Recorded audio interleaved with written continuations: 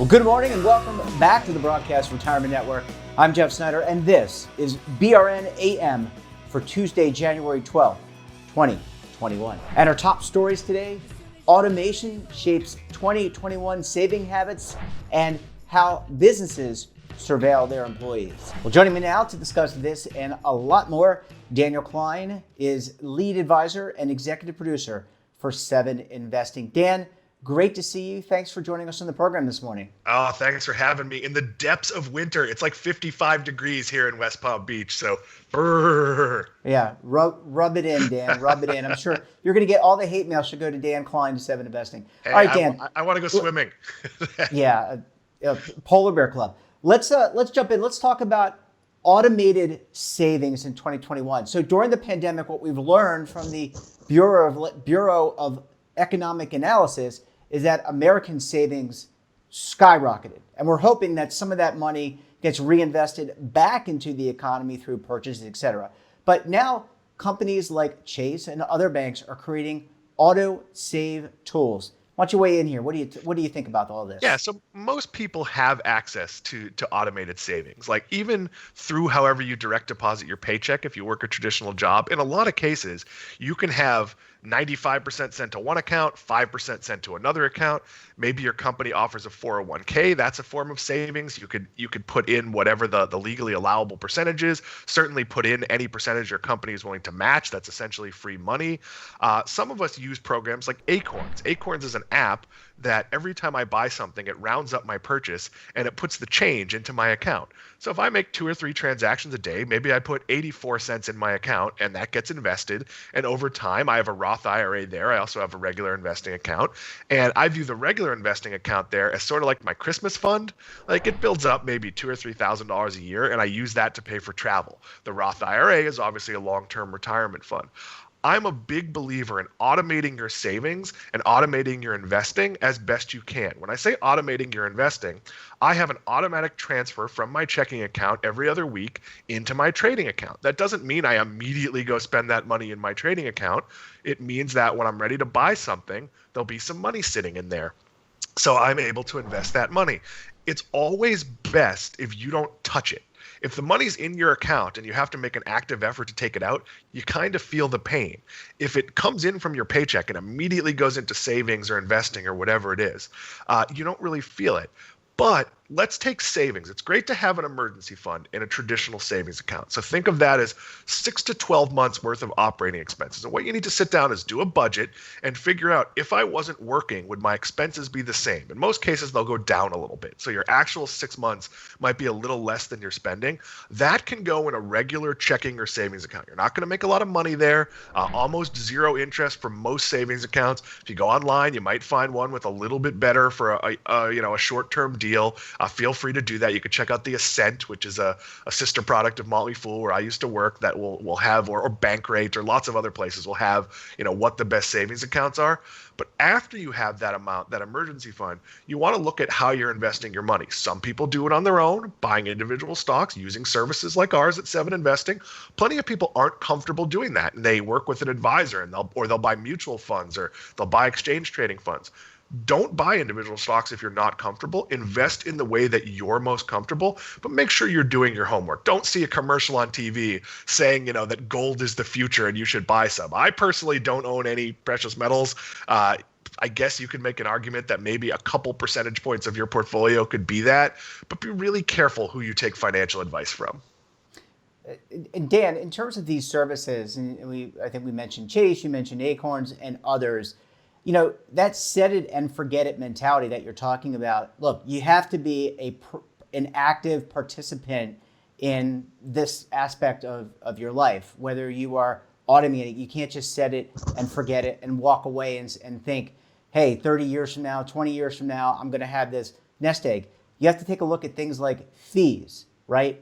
What you're investing in. And now with the move towards sustainability and socially responsible investing, are you investing in things that you believe in? So there's an active participation element here, Dan, that I think we don't want people to get lost on, even though we're talking about auto savings? Yeah, and it could be as simple or as complicated as you want. It could be literally you're directing your own investments, or it could be something like my 401k. Now, I direct plenty of my own investments, but my 401k, which is I'm self-employed, I'm an independent contractor with the company I work for. Money comes in, and every time I pay myself every other week, X amount goes into my 401k, and I tweak those settings a few times a year. But I'm not picking exactly what I invest in. I'm giving it here's my profile. I'm aggressive. I'd like some foreign exposure. I'd like some tech, whatever it is. There's a bunch of choices. And in most 401ks, that's how it is you're sort of saying, what type of investor are you? Where are you in life? What are your goals? And then when it comes to, more directed things, how am I going to take money that I put into a brokerage account?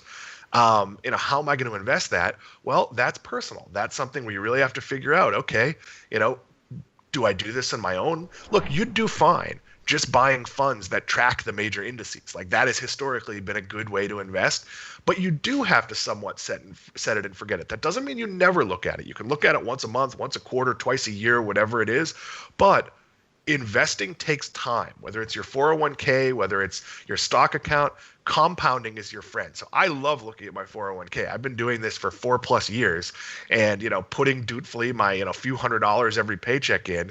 And now you look at it and go, wow, there's like, a pretty decent sum of money in there. Is it life-changing? No. Is it retirable? Absolutely not. I'm not there yet, but it's still pretty encouraging. And if I hadn't sent that money, automatically I would have spent it, and what would I own for it, for that, $700,000-$800,000 a month, whatever it is I'm putting in? What would I own for it? Nothing memorable. And instead I have a big chunk of money guaranteeing my future, and that is the lesson I think people should take. I guess last question here, Dan, and I want to talk more philosophical. Just because you set it and you auto save doesn't mean that you shouldn't learn the principles of saving, budgeting, all the financial terms that are important for everyday life. I mean, this is not an excuse for not learning those things, or not teaching your children things, or not putting them in school curricula. Yeah, you have to understand the basics. And it's a crime that it's generally not taught in school. It's a giant problem. But before you can make any financial decision, you need to know your financial position. So a budget sounds complicated, but all a budget is how much money is coming in. That's usually pretty easy. You have a job here. How much do you clear a paycheck? Now, for some people, that's a volatile number. For people with a steady job, that's not. So if you have a volatile number, well, you got to look at what did I make last year, and you average it out. What's my rent or mortgage? What's my, electricity every month? What's my food? What do I spend on entertainment? And if you look and you go, okay, I've got X amount coming in and slightly more going out, well, that's going to lead to credit card debt and problems. If you look at it and go, okay, I've got X amount coming in and there's a surplus every month, then you have to decide what to do with the surplus. And when you look at it, no matter how you budget, I am a big fan of look at where you're wasting money. And we've talked about this a lot. If your cup of coffee in the morning, like mine, is practically religion to you, don't cut your cup of coffee. That's really important. You're getting good value there. But if you're throwing away money on, lunches you don't care about, or, you're buying tickets to sporting events, you're not that big a sports fan, make those cuts. Those are the easiest. So really understand your money. And then if you get to the point where it's time to invest, you need to figure out, are you going to do it on your own, which requires a level of learning. And I'm proud to say we help with that, with what I do for a living, or find a certified person that can help you manage your money. And there's certainly lots of places, but really do your homework. Talk to clients. Find someone who friends are using that they really recommend, and find someone who listens to you. It's also really important. Like you mentioned, ESG investing. If I have a financial planner and he's investing my money in companies that I am not proud to own, that would be a big problem for me. So it's one of those things where you have to find the right match, or learn how to do it yourself. It's not easy, but these are your finances. This is your future. It's your entire life. It's worth taking the time. And there's lots of great books out there. I'm not usually a fan of 101 or For Dummies or that. But in terms of personal finance, you can start with very basic things and just learn the tools. And there's lots of apps. There's lots of ways to help you track spending. And, it's just like I said on the podcast earlier this week with taking a television diary. You really need to sit down for a month and just write down everything you spend, or meticulously go through your banking records and put everything all on one card or one whatever for the month. You've got to know where your money is going, or else every decision you make is going to be flawed. Yeah. Good advice. Dan, I want to take a quick break. When we come back, we'll talk about surveilling employees. Just how do companies do it? You're going to want to stay tuned right here on BRN AM.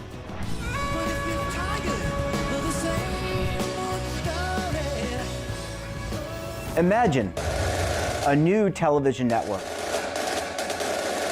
that will make you richer, healthier, and in control of your financial future.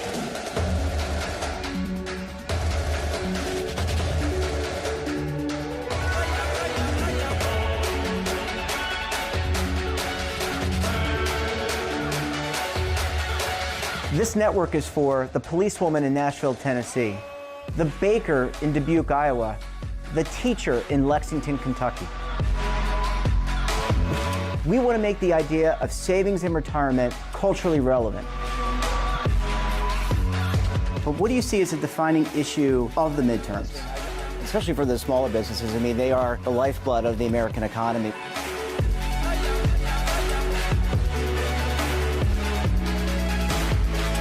Featuring exclusive interviews, current affairs, and docuseries.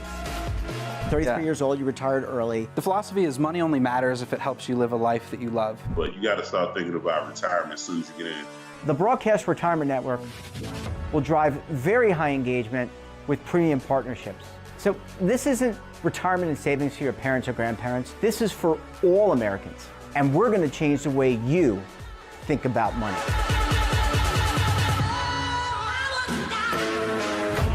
Welcome to the next frontier of retirement and savings. This is BRN, the Broadcast Retirement Network. Hi folks, Joe Namath here, and if you're on Medicare, this is important. You're now entitled to eliminate copays and get dental care, dentures, eyeglasses, prescription coverage, in-home aids, unlimited transportation, and home-delivered meals, all at no additional cost. Plus, your zip code may have coverage with the Give Back benefit that adds money back to your Social Security check every month. Look, with the uncertainty of the virus and vaccines, you need to get everything you're entitled to. Here's the bottom line. Call to get significant benefits at no additional cost and see if your zip code has coverage with the Give Back benefit. Millions of people have trusted the Medicare Coverage Helpline. You can too. Call now. It's free. Call 1-800-924-3920. That's 1-800-924-3920. Welcome back. We're talking to Daniel Klein of 7 Investing. Dan, thanks for staying with us this morning. Thanks for keeping me. So let's talk about surveillance of employees, because there are techniques. I was reading a white paper, which I sent to you from the Brookings Institution. There are techniques that are already in place for companies to monitor. Maybe surveillance is not the right word. It sounds very cloak and dagger. I'm thinking about that movie with Dabney Coleman in the 1980s. Very cloak and dagger, but companies can do it. There's a lot of techniques to do it. Yeah, I was surprised to learn that there was something called keystroke tracking, which is literally they can kind of follow everything you're doing on your computer. Now, you have to think about what you do for a living. If you're doing a job, say like customer service, where you're paid for a certain period of time to be taking phone calls and they're coming in rapid succession, then that's very different from if you're like a salaried worker who's working somewhere between 8 and 12 hours a day. And if you're that salaried worker, it's probably okay to check your personal email or your Facebook, though you certainly should check your company policies. There's a lot of things you could be doing at a computer where it's not considered acceptable to do those things. And companies should lay those out. There shouldn't be a gotcha. Companies also should be telling you how they're watching you. They're not always doing that, especially if you're on company issued equipment. They don't necessarily have to tell you. This is going to be the new war between workers and employers, where there's more people working from home. And even though there's a lot of statistics that say people are more productive when they work from home, companies want to feel like, okay, like, did you spend 8 hours sitting at your desk? And in general, I'm not sure that's the way I would gauge productivity, but you have to fully understand that this is happening. And there are all sorts of tools where they can know exactly what you're doing. So certainly, here's what you don't do. When you're on a company-owned computer, and whether you think they're watching you or not, you probably shouldn't go to like your bank account and log in with your password. Now, is your company at a high level going to be like, all right, we've got Jeff's password, let's log into his bank account? No, but, and I'll relate a story. I worked at a company in the 90s where a tech guy and a salesperson were dating, and one day he became absolutely infuriated because he was reading her email and she was seeing someone else, and he got fired and she got fired. Obviously, that type of thing can happen, and you want to be really careful of it. Basically, if you have a work-issued computer, use it for work and innocuous things. Unless there is specifically a policy saying no personal use, it's not the end of the world at most companies if you use your work computer to check the sports score at ESPN. But you probably don't want to do that during working hours if you think there's any possibility your company is watching you, and there's a decent possibility your company is watching you. I would think, I would just assume that a company is monitoring you, especially if you're working remotely. Dan, what about bring your own device? A lot of us have phones. Some of us are issued phones from the corporation. You definitely want to separate church and state there too, right? I mean, you make all your personal calls on your own phone. And also Wi-Fi. I would think that Wi-Fi, you want to make sure that you are, if you're using either corporate Wi-Fi or you're using a local Wi-Fi, that you're not doing things that are inappropriate. All this can come back to haunt you, whether it's today, sometime in the future, or 5 or 10 years down the road. They can come back and say, look, you were doing all these other things, and give them a reason for termination. Yeah, it is harder for a company to track you on your own device. Now, that said, if you're on, say, a VPN, or you have to log into a company's server to work, when I worked at Microsoft, you had to log into Microsoft to do your work. Now, I assume they could tell what I was doing. Now, I had a job that required me to look at a lot of outside websites, but I made sure if I had to look at a website that was a little bit squirrely, that I might send an email to my boss being like, why did I go to whatever website? Well, there was a news story on this and I wanted to verify that something was there. You have to cover your bases. When it comes to your phone, if it's your phone, they can't really monitor you, but you might consider using a service. There are lots of free ones where your business phone number is different than your personal phone number. You could certainly do something like I use an iPhone. You could use the iPhone email for your personal email and Outlook for your work email. I don't do that because I work at a small company. We're all friends and we don't have specific hourly responsibilities. So there's no rules about what I could be checking or not checking. But you want to be really careful. It's like the jokes we've talked about, Jeff, of like, if you're doing a Zoom call, wear pants because you just never know what's going to happen. I'm wearing shorts at the moment, but yeah, I mean cover your lower half, not necessarily wear formal dress pants, because you never know what's going to happen, and you don't want your boss to say like, "Hey, I see you did a good job yesterday, but why did you spend 20 minutes on this wildly inappropriate website?" And wildly inappropriate could be anything from what we would think is inappropriate to you were on an entertainment website or you were on YouTube for 20 minutes.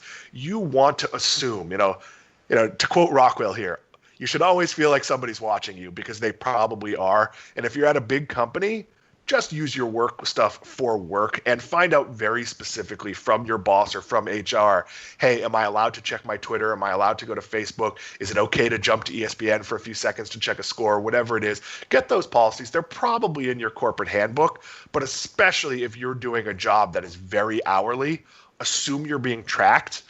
Because you were being tracked when you were in an office. I know people who worked for a very famous toy company, and I won't embarrass them, but basically the supervisor stood in a pedestal, and if you took a bathroom break, they timed how long you were gone. They timed how long you were on phone calls. My rep used to call me and say, hey, I know you don't need anything, but can we talk for 20 minutes because I have to make X amount of phone call hours. That's not productive. It's not good for anybody, but it's absolutely happening. And if you're in a job like that, maybe it's time to consider a new job. Yeah, I love the reference to Rockwell. Do you know who sang backup vocals on that song? Michael Jackson. There you go. And for those who have no idea what we're talking about, Google it, go to YouTube. You can find it. It's a great song. Dan, always a pleasure chatting with you. Really interesting ideas today. And we look forward to chatting with you again very soon. Thanks for having me, Jeff. And that wraps up this episode of BRN AM. Have a topic of interest or someone you think we should talk to? Drop us a line. And don't forget, for all the information in retirement markets, technology, personal finance, so much more, check out today's edition of The Morning Pulse. So until tomorrow, I'm Jeff Snyder. Stay safe, keep on saving, and don't forget, roll with the changes. Waiting here for you to take and drink of. But if you're tired of the same old stuff. Are you being audited and do you owe the IRS $10,000 or more in back taxes? Is the IRS threatening to take more of your money? Don't fight the IRS alone. The Tax Doctor is here to help you negotiate your tax bill and reduce your stress. The IRS can freeze your assets and seize your bank accounts, but you can stop these IRS actions.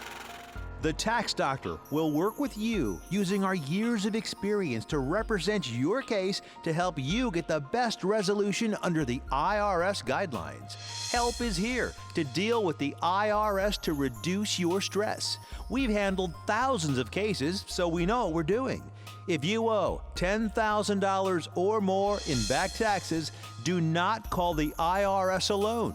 Call a Tax Doctor now for a tax emergency analysis. Call 800-224-6439.